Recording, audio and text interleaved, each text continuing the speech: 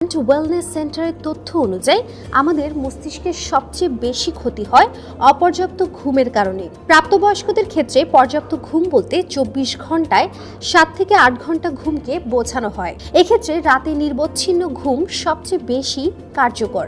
7 ঘন্টার কম ঘুমালে নতুন কোষ গঠন হয় না, এর ফলে আপনি কিছু মনে রাখতে পারবেন না, মনোযোগ দিতে কষ্ট হবে, মেজাজ খিটখিটে হবে, সিদ্ধান্ত নিতেও সমস্যা হবে। ঘুমের অভাবে ডিমেনশিয়া, আলজাইমার্সের ঝুঁকিও বেড়ে যায়।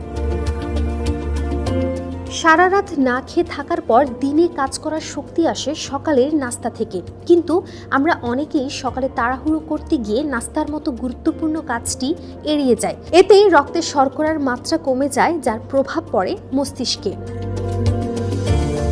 আমাদের মস্তিষ্কের 75% পানি, তাই মস্তিষ্কের সবচেয়ে ভালো কাজ করার জন্য একে আর্দ্র রাখা বেশ জরুরি। পানির অভাবে মস্তিষ্কের